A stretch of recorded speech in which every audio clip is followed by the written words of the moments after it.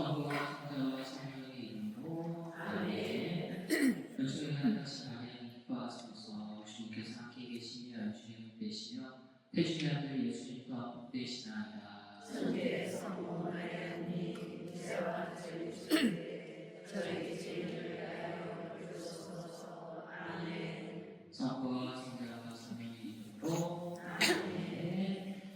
네, 지난주에 했던 내용을 이제 간단하게 이제 살펴보면 저희는 이제 침상, 푸른 침상 이런 것에 대해서 알아가는데요.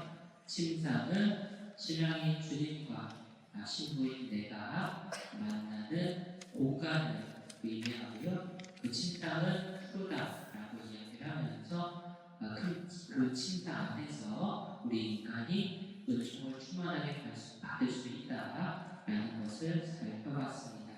그래서 그러한 은총을 받는 것은 내 노력으로 받아지는 것이 아니라 주님의 순수한 선물이라는 점을 짚었고요. 그래서 하느님께서 강복하신 들판의 꽃들로부터 그 은총이 온다라고 보았습니다. 그래서 예수님께서 태어나신 장소를 살펴보면서 나자렛에서 태어나셨잖아요. 근데 그 나자렛이 히브리어로 꽃과 연관이 되어 있는데 예수님의 감생이 꽃과 같은 아름다움과 향기를 갖고 있어서 그 아름다움과 향기가 내게 영향을 미쳤다라고 베르나르는 이야기합니다.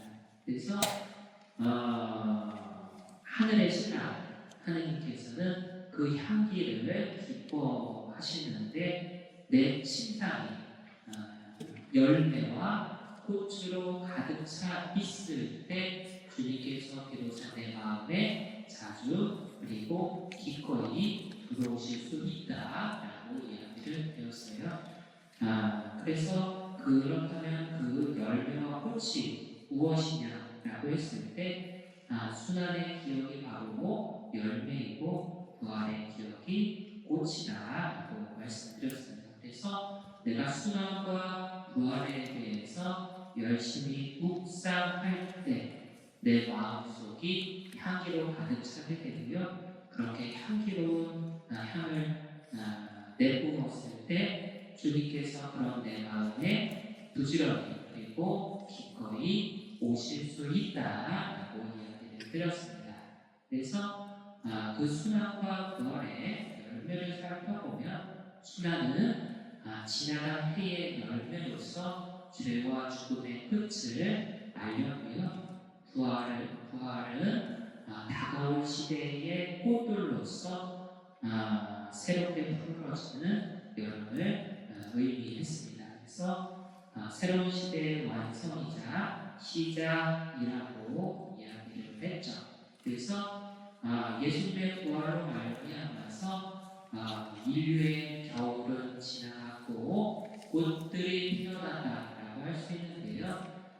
주님의 부활의 꽃들로 말미암아 죽음의 겨울이 끝나고 생명의 봄이 찾아왔다라고 할 수 있습니다. 그래서 그분의 부활이 온 인류의 모든 것을 새롭게 했고요.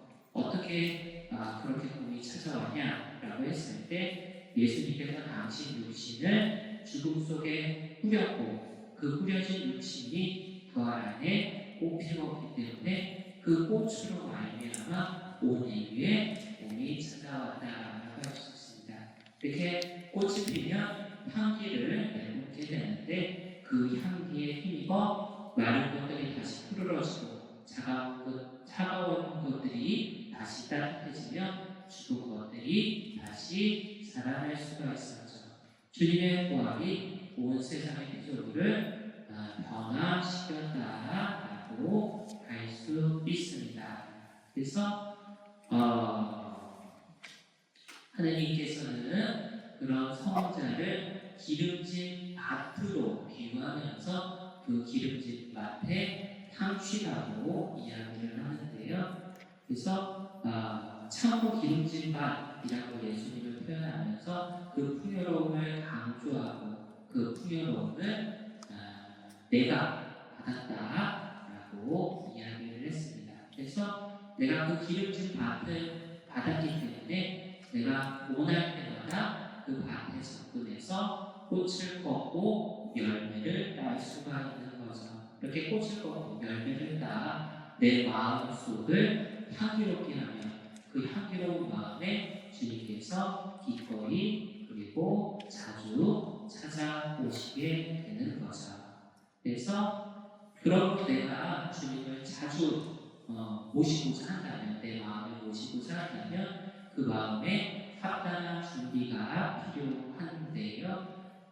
그 두 가지 핵심이 바로 순환의 기억과 부활에 대한 기억인데, 순환 속에서는 주님의 자비를 묵상하고요, 부활 속에서는 그분의 권능을 묵상하는 것이죠. 그래서 주님의 두 가지 속성에 대해서 묵상을 해야 하는데요. 그 자비와 권능의 근거가 어디 있냐라고 했을 때는 주님의 죽음과 부활과 승천과 성령 판결과 재림을 통해서 그분이 자비하시고 권능하시다는 것을 우리가 묵상할 수 있습니다. 그래서 세세히 살펴보면 죽음 안에서는 자비를 볼 수 있고요, 부활 안에서는 권능을 볼 수 있으며 나머지 일들에서는 그 두 가지 모두를 볼 수 있습니다. 그래서 우리는 그분께서 내게 주신 기름진 밭이 예수님께서 내게 주신 열매와 꽃들로 말미암아 그분이 어떤 분인지 알 수 있고요. 그렇게 알아갈 때 내 마음이 향기롭게 되고, 그렇게 향기로울 때 내가 그분으로 만나고자 하는 주님을 내 마음 안에 모셔서 그렇게 모신 하느님과 하나 되어 나갈 수 있다라고 말씀드렸습니다. 그래서 그렇게 우리가 주님을 사랑해 나갈 수 있는데, 안타깝게도 그 사랑이 식어버리기가 쉽고, 그렇기 때문에 끊임없이 배워져야 할 필요가 있다라고 이야기를 드렸는데, 그렇게 내 마음이 사랑으로 다시 배워지기 위해서는 사과와 꽃, 열매와 꽃이 필요하다고 말씀드렸습니다. 그래서 내가 그분의 순환과 부활에 대해서 끊임없이 묵상을 할 때 주님을 향한 내 사랑이 식지 않고 다시 뜨겁게 데워질 수 있고요. 그렇게 데워졌을 때 비로소 주님께서 향기로운 내 마음에 찾아와서 내와 그분이 하나 되는 순간을 맞이할 수 있는데, 그분과 내가 포옹해서 하나 되는 순간을 맞이할 수 있는데, 그것이 바로 하느님 나라다라고 말씀드렸습니다. 그래서 집에서 어떻게 포옹이 이루어지냐? 그분의 왼팔이 내 머리 밑에 있고 그 오른팔이 나를 껴안네 라는 아가서 2장 6절의 말씀을 통해서 그분께서 왼팔과 오른팔로 나를 끌어안아 주신다라고 살펴봤습니다. 그래서 지난주 이제 마지막에 시간에 이제 쫓겨가지고 말씀드렸는데, 엄마가 갓난 아이를 낳을 때 어떻게 아이가, 이거는 원래 엄마로 쓰는 건데 일단 너무 작은 건지 않는 게 보이지 않잖아요. 그래서 일단 이걸 아이라고 하고, 제가 엄마라고 보면은 아이가 가난 아이를 낳을 때는 왼팔로 이제 아이의 목을 받쳐줘요. 왜냐하면 아이의 목에 힘이 없었는데, 그래서 왼팔을 머리 밑에 받쳐주고 오른팔로 이렇게 하체를 이렇게 받쳐서 이렇게 내 쪽으로 끌어당겨서 앉게 됩니다.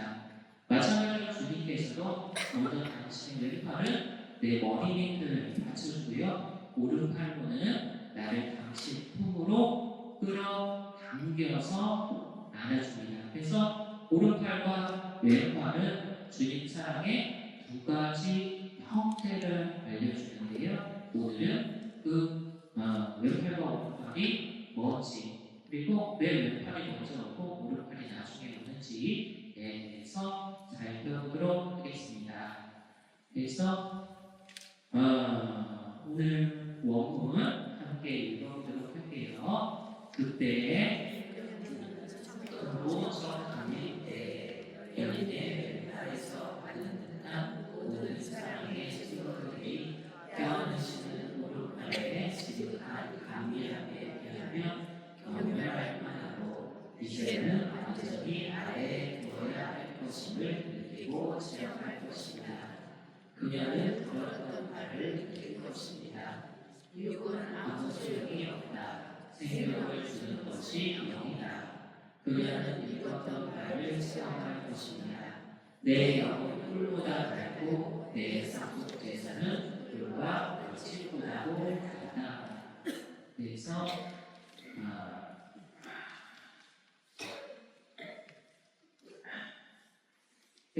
앞 단락에서 제시한 왼팔과 오른팔의 이미지를 신학적으로 전개를 했는데요. 이제 주님의 첫 강생과 재림, 육과 영의 대조를 통해서 구원자의 두 가지 단계를 살펴보고자 합니다. 그래서 첫 번째 단계가 왼팔이고 두 번째 단계가 오른팔로 이제 끌어당겨주는 왼팔을 받쳐주고 오른팔로 끌어당겨주는 두 가지 단계가 있는데요. 왼팔과 오른팔의 의미를 살펴보면요. 왼팔은 첫 강생 때에 연인의 왼팔에서 받은 듯한 모든 사랑의 증거들입니다. 그래서 쉽게 말하자면 주님께서 이 세상에 오셨을 때에 지상에서 하셨던 모든 활동들이 바로 주님의 왼팔이다라고 할 수 있습니다. 그래서 내가 이 현세에서 받는 은총과 위로가 이 왼팔이라고 할 수 있죠. 반면 오른팔을 껴안으시는 오른팔로서 우리는 그 오른팔로 말미암아 지극한 감미로움을 체험하게 됩니다. 그래서 그분과의 영원한 합일이라고 할 수 있죠. 그래서 그 결과를 보면요, 왼팔은 경멸만 하고 아래에 두어야 할 것이다 라고 이야기를 하는데, 극단적으로 이야기를 한 건데 왼팔보다 그냥 오른팔이 귀할 거 없이 더 좋다 라고 생각하셔도 무방할 겁니다. 그래서 주님께서 나를 껴안으시는 데에는 순서가 있습니다.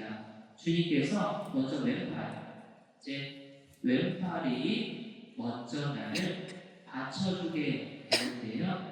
내가 주님에게서 떨어져 나가지 않을 수 있도록 받쳐서 지켜주는 손입니다. 그래서 내가 열심히 노력해서 주님에게서 떨어져 나가지 않는 것이 아니고요. 주님께서 왼팔로 나를 받쳐주시기 때문에 내가 주님에게서 떨어져 나가지 않을 수 있는 거죠. 그래서 그 왼팔이 뭐냐라고 했을 때는 주님의 순환의 열매와 부활의 꽃이 이 왼팔에 해당한다라고 할 수 있습니다. 그래서 내가 그분의 순환과 부활을 묵상하며 그분 안에 이제 머무르게 되면 주님께서 당신 왼팔로 나를 받쳐주게 되는 거죠. 그래서 나는 그 순환 속 사랑과 부활 속 권능의 기억으로 현세에서 은총과 위로를 받게 됩니다.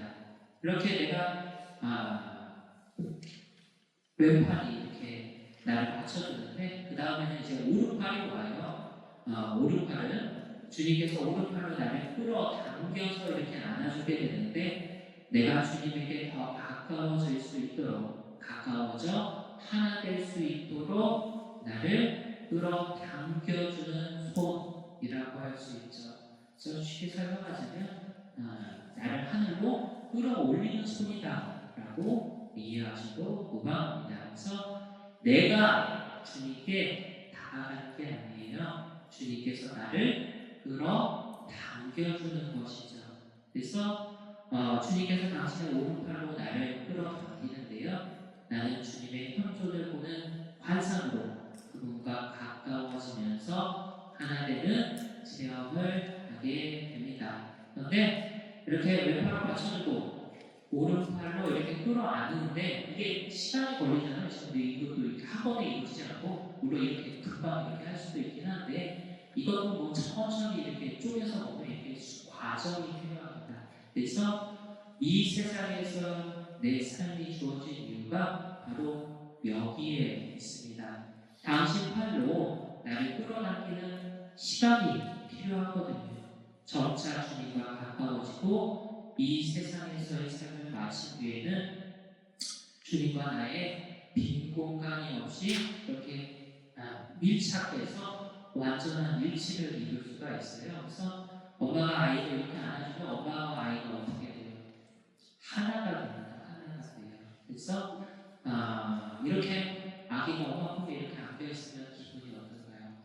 너무나 기쁘고 행복하고 평화롭고 더할 나위 없이 부족한 것 없이 내가 너무나 행복한 상태에 머물게 되는데 이게 바로 하느님 나라다. 그래서 이렇게 받쳐주게 되면은 이렇게 하나 된 거랑 이렇게 이게 하나 되기 이전에 이렇게만 안아주는 거랑 이거 공주님 안기라고 하거든요. 이게 공주님 안기 상태보다는 이게 아이에게는 훨씬 낫겠죠. 그래서 오른팔로 완전히 껴안는 것은 왼팔로 받쳐주는 것과는 비교할 수가 없다라고 베르나르는 이야기를 하게 되는 거죠. 그래서 여기서 우리가 신경 써야 할 부분은 내가 하느님에게서 떨어져 나가는 것은 내 노력이 아니고 주님께서 받쳐주시는 것이고 내가 주님께 가까이 다가가는 것이 아니고 주님께서 나를 끌어당겨 주시는 것이다. 그래서 여기서 중요한 것이 뭐냐면요, 내가 그 손길에 저항하지 않는 것입니다. 그래서 사실 아이가 부모 품에 안기기 위해서는요, 가만히 있기만 하는데 가만히 있으면 엄마가 알아서 끌어안는단 말이에요. 근데 때로는 아이가 어떻게 안아주려고 하면 몸부림을 칠 때가 있습니다. 그래서 몸부림을 칠 때가 있는데 그렇게 몸부림을 치면 엄마가 그냥 안아주고 싶어도 안아줄 수가 없어요.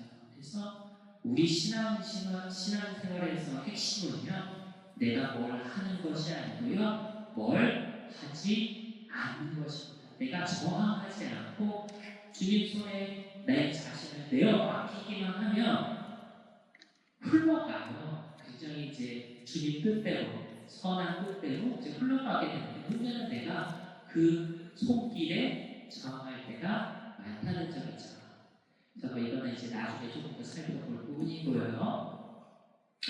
그래서 왼팔과 오른팔의 차이를 살펴보면요, 들었던 바에서 느끼는 것으로 옮겨간다라고 할 수 있습니다.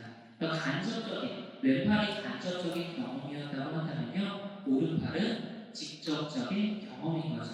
그래서 베르나르는 요한복음 6장 63절을 인용해서 육은 아무 소용이 없고 생명을 주는 것은 영이다 라고 이야기를 하면서 현세적으로 아는 것에는 한계가 있고 역적 체험의 우월성에 대해서 이야기를 합니다. 그래서 우리가 주님 순환과 부활에 대해서 묵상을 하게 되는데, 여러분 예수님께 순환한 거 부활한 거 지켜보셨어요?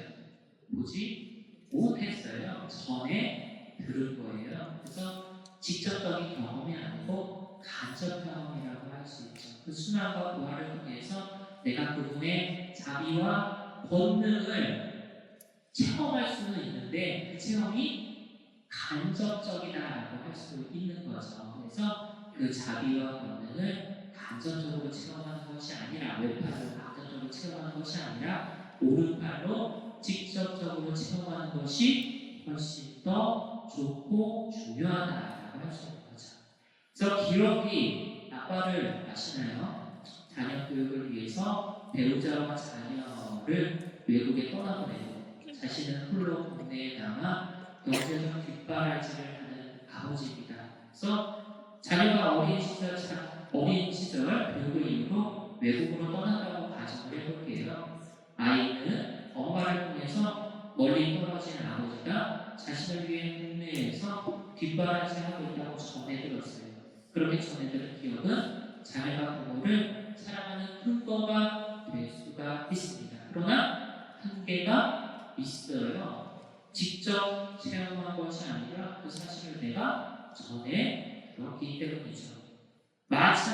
나는 주님의 순환과 구원의 은총을 받았고요. 이미 받았어요. 그리고 그 은총으로 말미암아 살고 있고 영원한 생명으로 나아가고 있습니다. 교회를 통해서 주님에게서 그 은총을 받았다고 전해 들었습니다. 이 전해 들은 기억은 내가 주님을 믿고 사랑하는 근거가 되죠. 그러나 한계가 있어요. 내가 직접 체험한 것이 아니라 전에 들은 것이기 때문이죠. 그래서 왼팔에서 오른팔로 넘어가야 하는 당위성을 살펴보면요. 이런 바를 체험할 것이라고 이야기하면서요. 지적인 이해에서 실존적인 체험으로 넘어가야 한다라고 이야기합니다. 왜냐하면 집에서 24장 20절을 통해서 이야기하죠. 내 영은 꿀보다 달고 내 상속 제사는 꿀과 벌집보다 달다. 그래서 주님의 사랑과 권능에 대한 체험이 꿀과 같다라고 이야기를 하는데 꿀이 달다라고 내가 누군가를 전해 듣는 것으로는 부족을 해요. 꿀이 정말 단지 안 달면은 내가 집어 와봐야 알 수가 있는데 그렇기 때문에 왼팔에서 머무르는 것이 아니라 오른팔로 넘어가야 함을 이야기하고 있는 거죠. 기록이 아빠의 결말이 어떻게 끝나는 경우가 많을까요? 가족의 해체로 이어지는 경우가 굉장히 많습니다. 그래서 아빠가 자녀를 사랑하지 않아서 배우자를 사랑하지 않아서 그런 걸까요? 그런 건 아니에요. 물리적인 거리로 인해서 가족 간의 관계가 소원해지기 때문입니다. 자녀는 아빠가 자신을 사랑한다고 전해들어요. 그렇게 전해들은 것을 되새기고요. 그래서 아빠를 믿고 사랑합니다. 그런데 지금 당장 믿더라도 흔들릴 때가 옵니다. 그래서 반드시 흔들려요. 내가 아빠의 사랑을 직접 체험한 것이 아니기 때문이죠. 그래서 사랑은 직접 체험해야 합니다. 내가 체험했을 때 체험해서 느낄 때 비로소 사랑하고 믿을 수가 있는 거죠. 마찬가지로 내가 주님의 순환과 부활로 은총을 받았다고 전해드립니다. 그런데 전해드린 것을 되새겨요. 그래서 주님을 믿고 사랑하죠. 그런데 지금 당장 믿더라도 그 믿음과 사랑이 흔들릴 때가 옵니다. 시련과 역경이 찾아오면 반드시 흔들리는 왜? 내가 직접 체험한 것이 아니라서 그렇다고 전해드린 것뿐이라서 그래서 그 사랑의 보살핌을 내가 직접 지금 이 순간 체험해야 합니다. 그렇게 체험해서 그 단맛을 느꼈을 때 그 달콤함으로 말미암아 내가 하느님을 사랑하고 믿을 수 있는 거죠.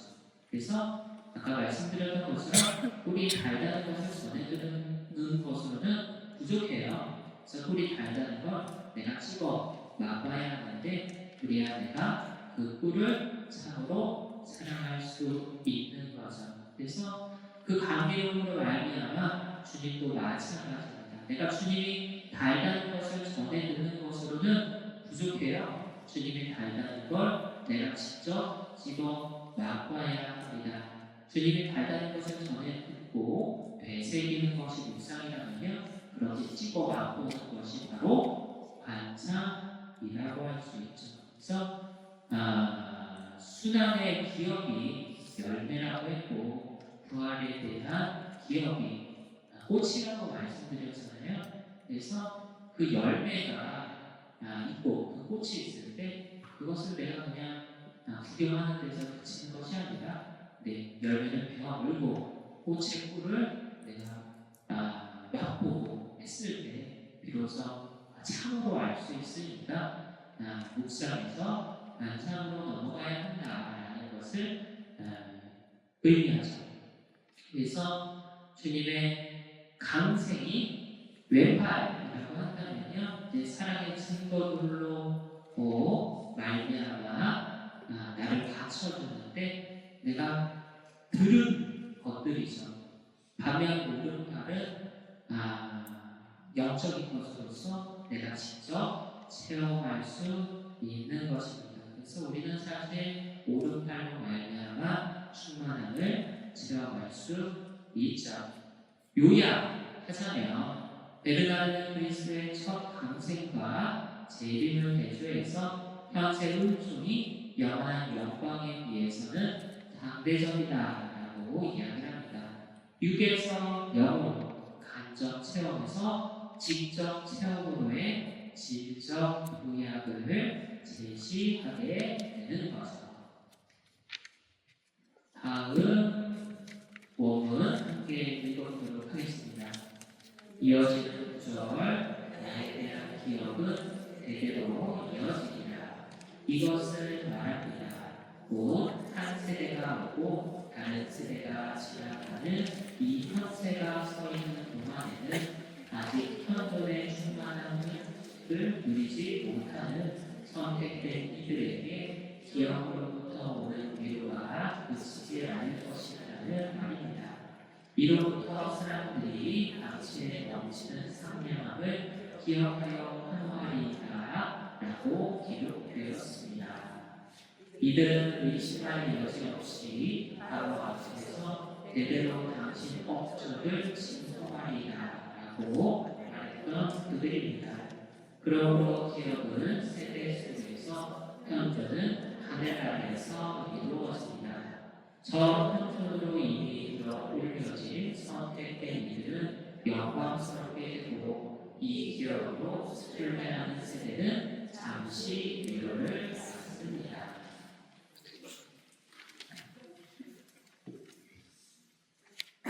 그래서 베르나르는 앞다락에서 영적 체험의 충만함을 다룬 다음에요. 이제는 그 충만함에 아직 이르지 못한 현세의 신앙인들을 위한 기억의 신학적 의미를 전개하게 됩니다. 그래서 오른팔이 좋긴 한데 그 오른팔의 은총을 이 현세에서 이제 완전히 맛보지 못하기 때문에 그 왼팔에 대해서 이제 살펴보는 거죠. 저 왼팔에 해당하는 기억을 살펴보게 되면요. 베르나르는 집회서를 인용해서 이야기합니다. 나에 대한 기억은 대대로 이어지리라. 베르나르는 이 구절을 해석하면서 말하는데요. 한 세대가 오고 다른 세대가 지나가는 시간의 흐름 속에 인간이 실존하게 되고 이 현세가 서 있는 동안 지속된다고 이야기를 합니다. 그 결과 현존의 충만한 양식을 누리지 못하는 인간의 한계를 이야기하면서 기업으로부터 오는 위로가 그러한 내게 그치지 않을 것이다 라고 이야기를 하는 거죠. 그래서 예를 들어서 내가 소개팅을 했어요. 그러면 이제 소개팅하면 곧바로 만나게 되나요? 그렇지가 않아요. 어떤 사람인지 먼저 주선자에게 전해 듣게 됩니다. 그래서 키가 180이고 얼굴은 원민이며 성격은 성이 분자하고 연봉은 1억이라는 등등 이제 동화책에서만 나오는 왕자님이라는 내가 정보를 전해 듣게 되죠. 그렇게 전해 들은 다음에 만남을 기다리며 전해 듣는 것을 되새깁니다. 그래서 그렇게 되새기면 마음이 어떨 것 같아요? 설레시겠죠. 내가 어째 오비 같은 사람이랑 내 소개팅을 해보겠어요. 그래서 설렐 텐데 그 설렘 속에서 만남을 기다리게 됩니다. 그래서 그 기다림도 좋긴 한데 직접 만나는 것에 비할 바는 못 되겠죠. 마찬가지로 우리는 주님이 어떤 분인지 전해 들었습니다. 그분의 신앙으로 그분이 굉장히 자비하신 분이심을 전해 듣고 그분의 보아로 그분이 전능하신 분이심을 전해 듣습니다. 나를 너무나 사랑하고 그렇게 사랑하는 나를 구해줄 분이라는 정보를 전해 들은 거죠. 그렇게 전해 들은 다음 만남을 기다리며 전해 들은 것을 되새깁니다. 그러면 내 마음이 어떨까요? 설레게 되겠죠. 그 설렘 속에서 만남을 기다립니다. 물론 그 기다림 자체도 좋을 수가 있어요. 그래서 택배를 내가 받을 때보다 받기 전까지 이제 기다리는 시간이 더 좋을 때도 있잖아요. 그런데 세상 것을 그렇게 막상 받아보면 별거 아닌 경우가 있어요. 내가 받기 전에는 소유하기 전에는 이제 정말 좋을 줄 알았는데 막상 가다 보면 금방 질리는 경우도 많은데 주님은 그렇지가 않다. 왜냐하면 주님께서는 내 상상을 초월하시는 분이시기 때문이에요. 그래서 주님은 내가 상상하는 그 어떤 자비함보다 더 자비로우신 분이시고요. 내가 상상하는 그 어떤 전능함보다 전능하신 분이시기 때문에 내가 그분을 상상하는 것보다 직접 만나는 기쁨이 훨씬 더 클 수밖에 없다라고 할 수 있죠. 그래서 계속 말씀드리지만 전에 듣고 되새기는 것이 뭐다? 묵상이다. 그리고 직접 만나는 것은 반상이다라고 할 수 있죠. 그래서 묵상은 왼발, 반상은 오른발이라고 할 수 있는데 그 묵상과 반상이라는 방식으로 나를 끌어 안아주는 거고 그렇게 내가 끌어당겨져서 내가 저항하지만 않으면 자연스럽게 그렇게 돼요. 그렇게 끌어당겨져서 그분과 호응하여 하는 것이 뭐다? 하나님 나라다. 네, 이거는 계속 반복해서 이야기할 거예요. 왜냐하면 저희가 하는 강의의 핵심이라고 할 수도 있고요. 우리 신앙생활의 핵심이라고 할 수 있기도 해서 그렇죠. 그래서 왼팔에 해당하는 기억의 기본을 살펴보면요. 베드로는 시편 145장 7절을 통해서 이야기합니다. 사람들이 당신의 넘치는 상냥함을 기억하여 사모하리이다. 그래서 145장 4절과 6절을 통해서 대대로 당신의 업적을 칭송하리라고 이야기를 하는데요.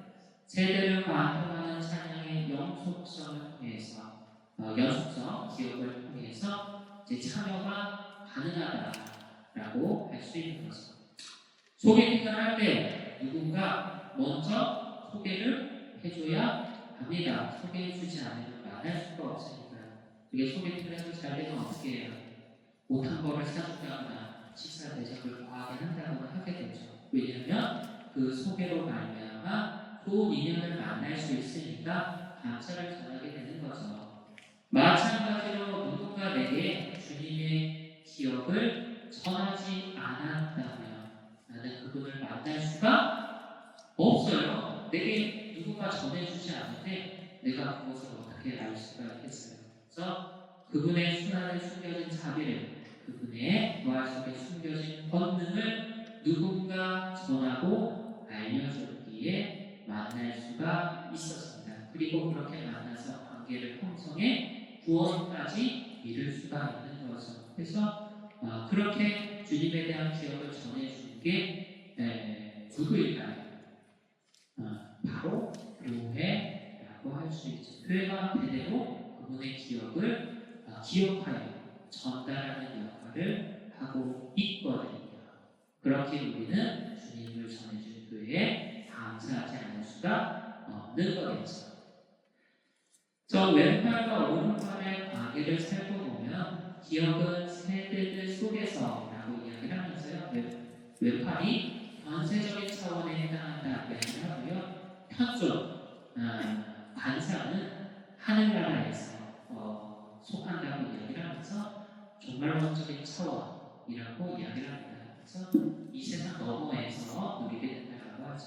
그래서 대복음을 통해서 그 실제의 장소적 분리를 강조하게 되는데요.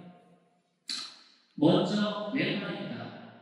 왼팔이 먼저 나를 받쳐주는데 내가 주님에게서 떨어져 나가지 않을 수 있도록 받쳐주고 지켜주는 손이죠. 주님의 순환의 열매와 부활의 꽃이 이 왼팔에 해당합니다. 내가 그분 순환과 부활을 묵상하면서 그분 안에 머무르게 되면 주님께서 당신 왼팔로 나를 받쳐주시게 되죠. 그래서 나는 그 순환 속 사랑과 부활 속 권능을 묵상하면서 현세에서 은총과 위로를 받게 됩니다. 그 다음에는 오른팔인 거죠. 주님께서 그 오른팔로 나를 끌어 당겨줍니다. 내가 주님에게 더 가까워질 수 있도록 가까워져 하나 될 수 있도록 나를 끌어 당겨주는 손이죠. 내가 주님께 다가가는 게 아니라 주님께서 당신 오른팔로 끌어 당겨주는 것입니다. 나는 주님을 보는 관상으로 부부가 가까워지며 하나 되는 체험을 하죠. 그래서 이 모든 과정이 현세에서 이루어지게 돼요. 주님께서 왼팔로 나를 받쳐주고 오른팔로 끌어당겨줍니다. 그런데 주님께서 오른팔로 나를 끌어당겨 완전히 밀착하여 하나 되는 것은 이 세상에서 완성되지는 않는다. 하느님 나라에서는 가능하다라고 할 수 있어요. 그래서 이 세상에서는 오른팔로 이렇게 끌어당기는 이 과정이 이루어지는 거라고 할 수 있는 거죠. 그래서 그 과정에서 나는 주님께 가까워지고 일치해 가는데 이 가까워지는 만큼 나는 어떻게 된다? 더 평화를 누리고 더 행복을 누리게 된다. 이건 그러나 이렇게 완전히 뺏겨져서 밀착해서 하나 되는 평화와 행복은 이 세상에서가 아니라 하느님 나라에서 누릴 수가 있다라는 것을 기억할 필요가 있는 거죠. 그래서 왼팔과 오른팔을 누리는 두 교회를 살펴보면요, 현존으로 이미 들어 올려진 선택된 이들은 영광스럽게 된다라고 이야기를 합니다. 그래서 성이 성령으로 의미하죠. 이미 하늘로 들어 올려져서 완전히 끌어당겨져서 주님과 밀착하여 하나 된 이들은 이미 완성되었다고 볼 수 있습니다. 그러나 이 기업으로 순례하는 세대는 이제 잠시 위로를 받는데 과정 중에 있는 거죠. 끌어당겨지는 과정 중에 있는데 이것은 나를 의미하는 거라서 위쪽이 천상교회라고 한다면 아래쪽은 지상교회라고 할 수 있는데 천상교회와 지상교회가 공존하고 있다라는 것을 의미합니다. 그래서 계속 반복하는 이야기인데 엄마가 가난한 아이를 안을 때 어떻게 한다고요? 왼팔을 머리 밑에 부어서 받쳐주고 오른팔로 내 쪽으로 끌어당겨 묘았습니다. 마찬가지로 주님께서는 먼저 당신 왼팔을 내 머리 밑에 받쳐주고 오른팔로 당신 품으로 당겨 끌어안는 거죠. 그래서 이 과정을 크게 두 부분으로 나누는 거예요. 첫 번째는 엄마가 가난한 아이 머리 밑에 왼팔을 두어 받쳐주고 오른팔로 끌어당기는 과정의 상태, 이제 현재 진행 중인 거죠. 완결된 상태가 아니라 진행되고 있는 상태인 거고, 아이는 엄마 품에 가까워지면서 행복을 누리게 됩니다. 행복이 점차 커지게 돼요. 왜? 아이 입장에서는 엄마와의 거리가 점차 가까워지기 때문이죠. 그래서 엄마의 숨소리가 더 가까이 들릴 거고요. 체온이 느껴질 거고, 때로는 엄마의 향기가 느껴져서 그것만으로도 아이는 더 행복해질 겁니다. 마찬가지로 주님께서는 당신 기업, 즉 묵상으로 내 머리를 받쳐주고요. 당신 편조, 즉 반상으로 나를 끌어당기시는데 우리가 그 과정의 상태에 있는 거죠. 그래서 현재 진행형입니다. 그것이 바로 지상교회라고 할 수 있죠. 바로 지금 내가 처한 상황이라고 할 수 있어요. 그래서 사랑의 기업으로 위로를 받고 그 사랑을 조금씩 체험해가는 상태입니다. 그래서 내가 주님 품에 점차 가까워지면서 행복을 누리죠. 그 행복이 조금씩 커져갈 거예요. 내가 주님에게 가까워지면 질수록. 왜? 주님과 나와의 거리가 줄어들기 때문이죠. 점차 주님의 숨소리가 들리고 체험이 느껴지며 향기마저 가까워져서 행복이 커져가게 될 것이죠. 주님의 현존이 점점 더 강하게 체험되는 거죠. 처음에는 주님이 정말 계신가? 왜냐면 내가 전에 들었잖아요. 전에 들었기 때문에 주님이 계신가? 그분이 정말 자비하신가? 그분이 전능하신가? 기가 했는데 내가 그분에게 가까워질수록 끌어당겨질수록 정말 그렇구나라는 것을 내가 알게 되죠.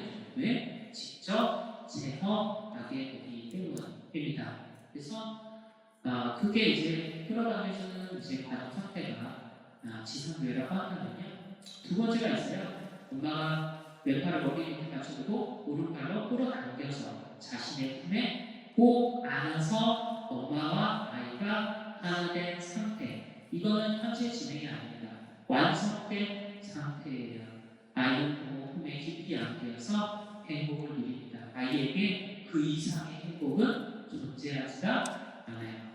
엄마와 밀착해 있기 때문이죠. 엄마의 체온이 완전하게 느껴지고 심장 소리가 바로 귓가에 들리고 그 향기도 진하게 나죠. 그래서 완전한 행복을 누리게 되는데 마찬가지로 주님께서는 당신 기억, 즉 묵상으로 내 머리를 받쳐주고 오른팔로 끌어당겨 당신의 품에 꼭 안아서 주님과 내가 하나 된 상태가 찾아오게 되는데요. 이거는 현재 진행이 아니라 이미 완료된 완성의 상태라고 할 수 있습니다. 이게 바로 천상 교회이자 하나님 나라라고 할 수 있죠.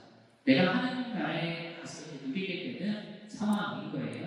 그 사랑을 완전하게 체험하는 상태입니다. 그래서 주님 품에 안겨서 내가 행복을 누리게 되는 거죠. 인간에게 이 이상의 행복은 존재하지가 않습니다. 내가 주님과 밀착해 있어서 주님을 완전하게 느끼고 체험하기 때문인 거죠. 네, 요약을 정리를 해보자면, 천상에서는 이제 하나님 나라에서는 내가 그분의 영광을 직접적으로 참여하게 되고요. 반면 지상에서는 간접적으로 이제 위안을 받게 됩니다. 그럼에도 불구하고 이 지상에서 우리가 실망하지 않을 수 있는 이유는요. 내 왼팔을 이어서 오른팔로 내 자연스럽게 이어지기 때문이죠. 내가 노력해서가 아니고요. 내가 그분의 손길에 내 자신을 내어 맡기기만 하면 자동으로 되어서 자동으로. 자, 아이가 부모 품에 안기기 위해서 뭔가 노력하는 게 있을까요? 아무것도 없어요. 아이는 가만히만 있으면 돼요. 몸부림만 치지 않으면 엄마 품에 안길 수 있습니다. 그래서 내가 주님 품에 안기는 것도, 내가 하나님 나라에 들어가는 것도 그분의 손길을 거부하지 않고 그저 받아들이기만 하면 그렇게 들어갈 수 있는 거죠. 요약을 할게요. 베르나르드 기억을 학생 신자들이 아직 도달하지 못한 천상의 현존을 대신하는 은총의 수단으로 제시를 하면서요. 기억은 세대를 관통하며 순례하는 교회에 위로를 제공하고 이는 천상 교회의 영광과 병행에 존재합니다. 이로써 구원은 이미와 아직 아님의 긴장이 기억과 현존의 구조로서 표현된다라고 할 수 있습니다. 네, 10이라고 넘어가서 원문을 함께 읽어볼게요. 그러나 부터 우리를 얻는 지가 중요합니다. 그것을 후회하여 너희 불가한 사람들 너희는 이미 위로를 받았다는 말을 듣는 사악하고 반하는 세대가 아닙니다. 오히려 참되게 제 영은 위로받길 마다하였나이다 라고 말할 수 있는 세대입니다. 이어서 하느님을 기억하니 즐거웠나이다 라고 덧붙인다면 우리는 그 세대를 분명히 믿습니다. 참으로 현세의 것들에서 기쁨을 얻지 못하는 이들에게 미래에 대한 기억이 예비되어 있다는 것은 의로운 일입니다. 그리고 흘러가는 사물들의 어떠한 풍요로움에서도 위로받기를 경멸하는 이들은 영원에 대한 기억이 기쁘게 합니다. 이것이 바로 주님을 찾는 세대에 자기 것을 찾지 않고 야곱의 하느님 얼굴을 찾는 세대입니다.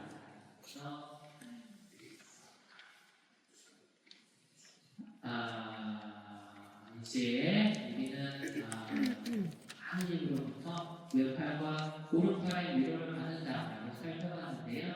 그 위로를 받을 수 있는 사람이고요. 받지 못하는 사람이 있습니다.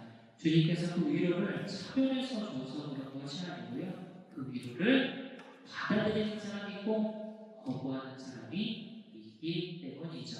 그래서 첫 번째로 위로받을 수 없는 세대를 살펴보면요. 현세 부유함 속에서 이미 위로를 받는 자들입니다. 그래서 베르나르는 누가복음 6장 20절을 그거로 말합니다. 구레가 아니라 너희 부유한 사람들 너희는 이미 위로를 받았다. 그래서 물질적인 충족이 이제 영적 갈망을 자라나게 만들기 때문이죠. 그래서 어린 아이는 아시겠지만 엄마 품에 안겨 있어야 합니다. 근데 품에 안겨 있지 않으면 아이 입장이 어떻게 할까요? 너무 불안하고 두려울 거예요.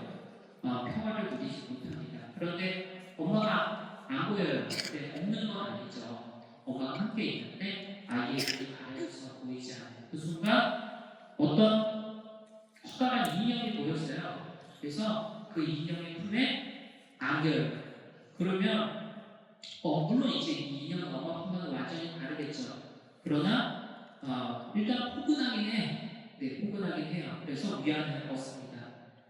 그런데 이렇게 인형의 품에 안겨 있을 때 문제가 뭘까요? 이 인형은 아이를 양육할 수도 없고 보호할 수도 없다는 점입니다. 그래서 포근하긴 한데 그 포근함이 진짜가 아니라는 데 있는 거죠. 마찬가지로 나는 주님 품에 안겨 있어야 합니다. 내가 주님 품에 안겨 있지 않으면 너무나 불안하고 두려워요. 평화를 누리지 못합니다. 그런데 어느 순간 내가 주님이 잘 안 보여요. 근데 주님이 없는 게 아니고요. 함께 있지만 내 눈이 가려져 있어서 보이지가 않는 거죠. 그 순간 세상에 다른 것들이 보여요. 그래서 세상에 다른 것들이 보입니다. 그래서 이 세상의 것의 품에 안기게 됩니다. 안기게 돼요. 5만 원짜리도 들고 올 거예요. 만 원이나 있으면 참 여기 시작할 것 같아요. 그래서 세상의 것의 품에 안겨요. 물론 주님의 품과는 완전히 다릅니다. 그런데 그래도 일단 이 품에 안기면 어때요? 근데 재밌어요. 포근하죠, 포근해. 그러니까 내가 두렵고 불안한데 이 돈이 엄청 많아. 그러면 두렵지도 않고 불안하지도 않은 거지. 내 투자 잔고가 많을수록 사실 나는 이제 편안해져요. 그런데 문제가 있습니다. 이 세상의 것은 나를 구할 수도 보호할 수도 없다는 점이에요. 왜냐면 내가 돈이 아무리 이렇게 많다 할지라도 죽음의 순간이 찾아오고 이 세상을 떠날 때가 오면요, 이 돈은 내게 아무런 의미도 갖지 못하고요, 나를 죽음으로부터 구해줄 수도 없다라는 거죠. 그래서 내가 평소에는 이게 너무나 이제 나를 편안하게 해줬는데 죽음의 때가 오면요, 다시 불안하고 두려워져요. 왜냐면 이것이 주는 구원이 완전하지 않기 때문이죠. 거짓 위로이기 때문입니다. 그래서 다음으로 이제 앞서서 이제 위로받지 못하는 사람을 살펴봤다면 이제 위로받는 사람들이 어떤 사람들이 위로를 받냐라고 보면요, 첫 번째 조건은 제 영혼은 위로받기를 마다하였나이다. 그래서 현세적 위로를 거부하는 것이 첫 번째고요. 두 번째는 하나님을 기억하니 즐거웠나이다 하면서 하나님의 기억에 없은 오는 기쁨을 되새긴 사람들인 거죠. 그래서 이 두 조건을 충족하는 사람이야말로 위로를 받을 수 있는 참된 세대다라고 할 수 있죠. 그래서 아이가 커다란 인형에게 안기며 나를 위로를 받습니다. 그래서 엄마 품에 비할 바는 못 되지만 위로를 받아요. 왜냐하면 나를 포근하거든요. 그런데 커다란 인형의 품에 안기기를 거부할 때가 있습니다. 언제일까요? 이 인형이랑 엄마가 함께 있을 때죠. 그러면 이제 엄마가 있으면 당연히 엄마 품에 안기겠죠. 그래서 왜냐하면 이 인형 품에 안기면 엄마 품에 안길 수가 없기 때문입니다. 그래서 둘 중 하나를 선택해야 돼요. 왜냐하면 내 몸은 하나거든요. 그래서 내가 품에 안길 수 있는 대상은 한 가지밖에 없습니다. 내 몸을 이제 쪼갤 수가 없잖아요. 그래서 선택을 해야 되는데 가장 좋은 것을 선택해야 하고요. 그게 바로 엄마가 되겠죠. 그게 엄마가 가장 좋은 것이라는 걸 어떻게 알 수 있을까요? 엄마를 찾고 매달려 이제 엄마 품에 안겼을 때 누렸던 행복과 평화의 기억이 있기 때문에 그 기억으로 말미암아 엄마를 선택할 수가 있는 거죠. 그래서 엄마 품에 안겨서 이제 숨소리와 심장소리, 온기를 느끼면서 내가 행복과 평화를 누렸던 그 기억을 내가 확고하게 갖고 있다고 한다면 인형을 선택하지 않고 엄마를 선택하게 될 거예요. 마찬가지로 내가 세상의 것에 안기면 나를 위로를 받습니다. 물론 주님 품에 귀한 바는 못되지만 나는 포근하거든요. 그래서 세상 것의 품에 안길 때가 많은데 그럼에도 불구하고 그 안기기를 거부해야 합니다. 언제? 주님이 있을 때. 왜냐하면 내가 이렇게 세상의 것의 품에 안겨 있으면 이렇게 동시에 이렇게 안을 수가 없어요. 둘 중에 하나를 선택해야 되는데 가장 좋은 것을 선택해야 합니다. 근데 어떻게 가장 좋은 것을 아냐라고 했을 때는 내가 주님 품에 안겼을 때 누렸던 행복과 평화의 기억이 있어야만 합니다. 내가 그 기억이 강하면 강할수록 세상을 선택하지 않고 하느님을 선택하게 돼요. 그런데 만약 그 체험이 너무 약하다라고 한다면 나는 하느님이 아니라 세상의 것을 선택할 가능성이 높게 되겠죠. 그래서 위로를 받는, 어떻게 위로를 받냐, 그 원리를 살펴보면요. 현세 것들에서 기쁨을 얻지 못하는 이들은 일의 행복이 예비되어 있다고 할 수 있는데요. 흘러가는 사물의 어떠한 풍요로움에서도 위로받기를 경험하는 이들은 결국에는 이제 영원한 행복으로 나아갈 수 있다고 이야기합니다. 어린아이가 혼자 있으면 어떨까요? 너무 불안하고 두렵습니다. 어린아이는 혼자 살아남을 수가 없어요. 혼자 행동할 수가 없어요. 반드시 엄마가 필요하고요. 그런 엄마 품에 안겨 있어야 합니다. 믿고 의지할 대상이 필요한 거죠. 그러나 그 불안과 두려움을 못 이겨서 다른 인형에 안겼다고 가정해보죠. 그런데 그런 인형의 품에 안겨 있으면 엄마의 품에 안길 수가 없습니다. 그래서 아이는 불안하고 두렵지만 그 인형을 거부해야 해요. 거부해야 돼요. 그래서 인형의 품에서 위로받기를 거절하는 거죠. 그리고 엄마를 찾아서 울면 됩니다. 그렇게 내가 울고 있으면 엄마가 그 울음소리를 듣고 달려와서 아이를 품에 안아줄 수가 있거든요. 그래서 아이가 울지 않으면 부모가 찾지 않을 수도 있어요. 혼자 잘 노는가 보다, 잘 지내는가 보다 이렇게 놀 수가 있는데 내가 이제 세상의 것을 거절하고 울 때 그 우는 것이 바로 기도가 되겠죠. 그래서 내가 기도하면서 주님을 찾을 때 주님께서 그런 나를 안아줍니다. 그래서 나도 혼자 있으면 어떨까요? 인간은 혼자 있으면 너무 불안하고 두렵습니다. 그래서 인간은 혼자 살아남을 수가 없어요. 그래서 주님 품에 안겨 있어야만 하기 때문입니다. 믿고 의지할 대상 인간에게는 필요합니다. 인간은 자존할 수가 없어요. 애초에 주님 품에 안겨서 존재하도록 창조된 존재이기 때문입니다. 그래서 주님이 반드시 필요한 거죠. 그러나 그 불안과 두려움에 못 이겨서 세상의 것을 품에 안길 때가 많습니다. 그런데 그렇게 세상 것에 품에 안겨 있으면 주님 품에 안길 수가 없어요. 왜냐하면 내 몸이 하나이기 때문이죠. 그래서 내가 불안하고 두렵더라도 세상의 것을 거부할 필요가 있습니다.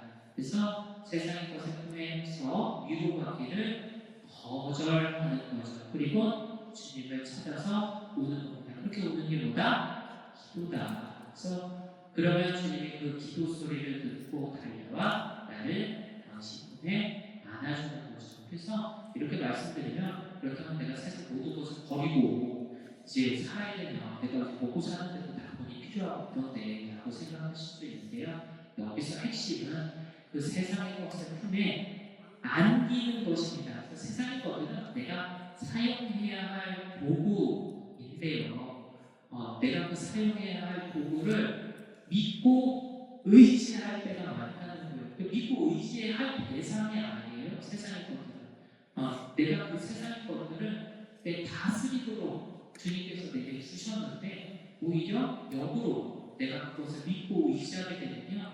내가 다스림을 받게 됩니다. 세상의 것에 노예가 되게 돼요. 그래서 세상의 것을 이제 거부하는 것은 그걸 다 버리라는 것이 아니라 믿고 의지하는 대상으로서 세상을 대하게 되면 안 된다. 내가 그 세상의 것을 품에 안겨서는 안 된다. 믿고 의지하는 대상에게 내가 안기게 되잖아요. 사랑하는 대상에게. 근데 이제 세상의 것을 안기는 것이 아니라 주님 품 안에 안겨야만 한다. 내가 믿고 의지하고 사랑해야 할 대상은 오직 하나 주님밖에 없기 때문이죠. 아이가 믿고 의지하고 품에 안겨야 될 대상이 엄마인 것처럼 우리 인간도 오직 하나 주님 품에만 안겨 있어야 한다라고 할 수 있는 거죠.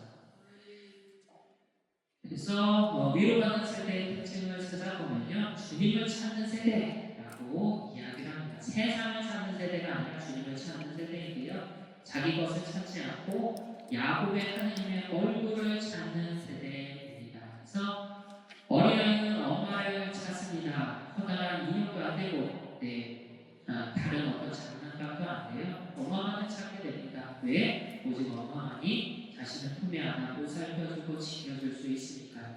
마찬가지로 인간도 주님을 찾아야 합니다. 세상도 어떤 것도 안 돼요. 주님을 찾아야 해요. 왜? 오직 주님만이 나를 다시 품에 안아 보살펴주고 지켜줄 수가 있기 때문이죠. 그래서 정리를 해보면요, 거짓된 세대는요, 구역 속에서 위로를 추구합니다. 그래서 세상 것으로 위로를 받는데요, 그래서 영적 상태는 이미 위로를 받았다. 그리고 추구하는 대상은 세상의 것을 추구하고요. 그렇게 세상의 것을 추구하게 되면 어떻게 되냐? 결국에는 위로를 받을 수가 없다. 왜냐하면 내가 두 가지 대상에게 안겨 있을 수가 없기 때문에 내가 이 세상의 것을 선택하게 되면 하느님을 선택을 할 수가 없습니다. 근데 이 짓은 하나밖에 선택을 못하게 되죠. 대신에 참된 세대는 현세의 위로를 거절하게 됩니다. 그래서 세상의 것으로부터 위로받기를 거절하는 거죠. 그래서 내가 세상의 것으로 위로를 받는 것이 아니라 하느님의 얼굴을 추구합니다. 그래서 내가 그분을 만나서 위로받기를 하는 거죠. 그러면 어떻게 된다? 영원한 위로를 받을 수 있다. 그래서 내가 이제 잠깐이로 세면 안 되는데, 그래서 내가 자꾸 이렇게 어떤 슬프고 우울해요. 그럼 사람들이 어떻게 할까요? 어떤 사람은 술을 마실 거고요. 어떤 사람은 TV를 볼 거고, 어떤 사람은 뭐 여행을 다닐 수 있고, 취미생활을 할 수도 있고. 그렇게 이제 세상의 것으로 이제 위로를 받게 되면, 그렇게 위로를 받으면 어떻게 된다? 하느님을 찾지 않게 된다. 왜냐하면 내가 세상의 것에서 이 위로를 받았기 때문에 다른 위로가 필요치 않아요. 그런데 문제는 그러한 위로가 완전하지 않다. 단적으로 예를 들어서 내가 맛있는 음식 먹으면서 어떤 스트레스를 해소했어. 근데 내가 죽을병에 걸렸어. 그러면 그 맛있는 게 내는데 그거가 위로가 될까요? 하나도 위로가 되지 않아요. 여행 가는 것도 위로가 되지 않아요. 옛날에는 이제 내가 여행 가는 거 너무 기쁘고 행복했는데 내가 당장 내일 모레 죽는다 그러면 그 여행이 아무런 위로를 받지 못합니다. 왜냐하면 그 위로가 거짓된 위로이기 때문이에요. 그런데 만일 내가 주님 얼굴을 만나서 위로를 받았다라고 한다면 그 죽음을 앞두고도 나는 위로를 받을 수가 있어요. 왜냐하면 내가 죽음 이후에 그 얼굴로 말미암아 구원받으리라는 것을 내가 직접 체험해서 알고 있기 때문이죠. 그래서 세상의 것의 위로를 거절해야 한다라고 할 수가 있습니다. 애매할 것 같은데, 일단 요약하면 베르나르는 현세 부유함에 만족하는 세대와 그것을 거부하고 하나님만을 찾는 세대를 대조합니다. 참된 세대는 현세적 위로를 거부함으로써 역설적으로 영원한 기쁨에 대한 약속을 받게 된다라고 할 수 있죠. 일단 가겠습니다. 그러므로 하느님의 혼돈을 찾고 갈망하는 이들에게는 잠시 감회로운 기억이 예비되어 있습니다. 그러나 그것으로 만족하게 되는 것이 아니라 오히려 자신들을 만족시켜줄 그것에 대해 더욱 굶주리게 됩니다. 이 양식 자체가 자신에 대해 증언하며 이같이 말합니다. 나를 먹는 사람은 여전히 배고프리라. 그리고 그 양식을 먹는 이는 말합니다. 당신의 영광 나타나실 때 저는 흡족하리이다. 그러므로 위로움을 줄이고 목마른 이들은 이미 지금부터 못되니 그들은 언젠가 만족하게 될 것이기 때문입니다. 그래서 베르나르는 앞서 참된 세대를 정의한 후에 이제 그들이 경험하는 영적 갈망의 역설적인 본질을 설명하게 됩니다. 그래서 우리가 받은 위로의 두 가지 특성을 살펴보면요, 현재 상태로서는 잠시 그 감미로운 기억으로 위로를 받는데요, 역설적으로 그것으로 내가 만족하게 되는 것이 아니라 어떻게 된다? 더욱 굶주리게 된다. 그래서 하느님의 체험은 충족이 아니라 오히려 더 큰 갈망을 낳게 됩니다. 그래서 그러한 이제 성경적 근거를 살펴보면요, 10에서 24장 21절이 전하죠. 나를 믿는 사람은 여전히 배고프리라. 내가 지혜를 먹어도 계속 굶주리게 된다는 것을 이야기하고요. 시편 17장 15절로 이제 이야기를 합니다. 당신의 영광이 나타나실 때 저는 흡족하리이다. 그래서 내가 지금으로서는 굉장히 굶주리게 되지만 결국에는 충만하게 된다. 이제 만족하게 된다는 것을 얘기하죠. 엄마가 아이를 왼팔로 목을 받쳐주고 오른팔로 엉덩이를 받쳐서 이렇게 안았어요. 물론 이것이 아이에게는 어느 정도 행복이 되긴 할 거예요. 왜냐하면 엄마의 손길이 느껴지거든요. 그러나 아이가 그것으로 만족하지 않습니다. 오히려 더 굶주리게 돼요. 오른팔을 끌어당겨서 이제 품에 꼭 안아주기를 바래요. 그래서 왜냐하면 아이는 엄마 태안에 있었던 때를 기억합니다. 엄마의 태안에 있었을 때 아이가 평화로웠던, 가장 평화로웠던 때예요. 그래서 엄마 태안에서 양수 안에서 그냥 떠다니면서 이제 저절로 밥 먹고 저절로 싸고 가만히 있어도 아무것도 안 해도 되는 그 하나 된 상태를 평화롭게 느끼는데, 아이는 이 세상에서 나와서도 엄마 태안에 머물던 때를 그리워한다고 이야기합니다. 그리고 엄마의 태안에 있었던 때와 가장 비슷한 상황이길 바라는데, 그 상황이 어떤 거다? 이렇게 끌어안겨져 있는 상태가 그러한 상태라고 할 수 있어요. 그래서 아이는 이렇게 엄마와 이렇게 밀착해 있기를 바란다고 이야기하더라고요. 이렇게 밀착해서 엄마 체온을 느끼고 숨소리를 듣고 심장 소리를 듣고 있을 때 굉장히 심적 평화를 느낀다고 합니다. 그래서 엄마가 이제 오른손에 이렇게 끌어안아주면 품에 안아주면서 흡족해지는 거죠. 마찬가지로 주님께서 당신 사랑의 기억, 즉 묵상이나 왼팔로 내 목을 받쳐 안아줍니다. 그래서 그것만으로도 나는 어느 정도 위로가 돼요. 왜냐하면 주님의 손길이 느껴지기 때문이죠. 그러나 나는 그것으로 만족할 수가 없습니다. 오히려 더 굶주리게 돼요. 내가 이것도 좋은데 이것도 얼마나 좋을까 라는 생각을 하게 되거든요. 그래서 주님의 판결, 즉 관상이나 오른팔로 나를 끌어당겨서 당신 품에 꼭 안아주기를 바랍니다. 왜냐하면 내가 원죄 이전에 하나였던 때를 기억하고 있기 때문입니다. 그래서 평화로웠던 때와 불평화로웠던 때, 내가 하나님 나라에서 그동안 하나 되어서 행복했던 때를 그리워하면서 그때와 비슷하기를 바라요. 그래서 주님 품에 꼭 안겨서 하나 되기를 바랍니다. 그래서 주님의 오른손으로 나를 끌어안아 품에 안아주면 어떻게 된다? 흡족해지게 됩니다. 세상 그 무엇 하나도 필요치 않게 돼요. 왜냐하면 내가 주님 품에 안기는 것보다 나를 더 만족하게 하고 나를 더 행복하게 하고 나를 더 평화롭게 하는 것은 존재하지 않기 때문에 사실 세상 모든 것이 하찮아지게 됩니다. 그래서 내가 이 세상의 것들을 너무 사랑하는 이유는요, 이것을 체험하지 못했기 때문에 내가 이 단맛을 한 번이라도 찍어 맛보게 된다면 내 세상의 것들을 경멸하게 된다라고 이야기를 해요. 왜냐면 얼마나 그 체험을 하면 근데 문제는 내가 이거를 체험하지 못할 때가 많다는 점이겠죠.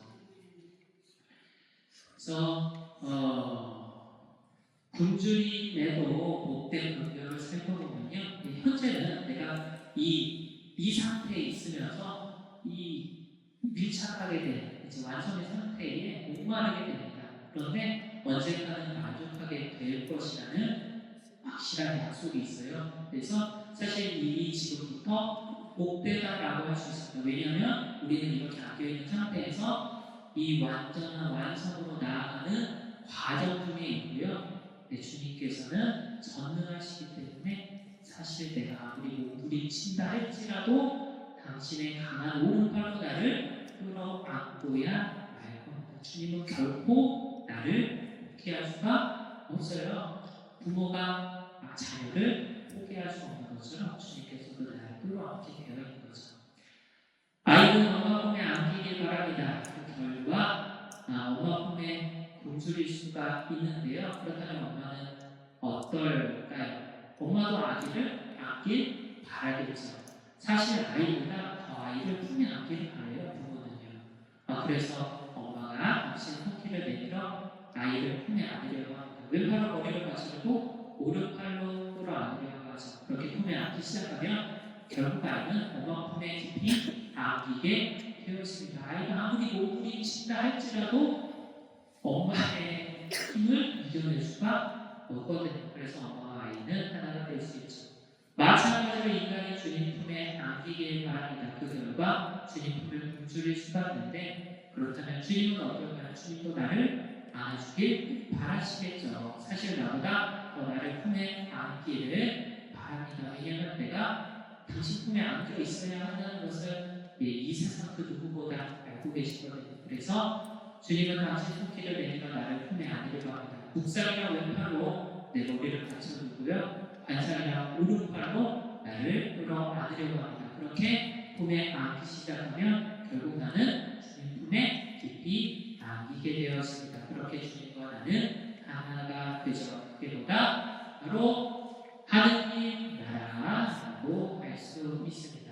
정리를 하자면요, 현세 체험을 통해서 이제 감미로운 기억을 체험하게 되는데 부분적으로 충족됩니다. 근데 완전하게 충족되지 않아요. 그래서 그것은 내게 만족을 주는 것이 아니라 더 큰 갈망을 가져옵니다. 그래서 나는 계속 배고프게 돼요. 그 밥맛이 너무 달아가지고 살짝 찍어 맛보는 것으로 내가 숟가락으로 퍼먹고 싶은 거죠. 그래서 여전히 배고파서 지속적으로 주님을 찾고 매달리게 됩니다. 그러면 어떻게 된다? 미래에 충만하게 된다. 흡족하게 돼서 완전히 만족을 할 수가 있는 거죠. 그래서 하느님 나라는요, 죽어서 가는 것이 아니고 지금 이 상황부터 이제 시작해서 저 세상에서 완전하게 완성되는 것이다 라고 할 수 있습니다.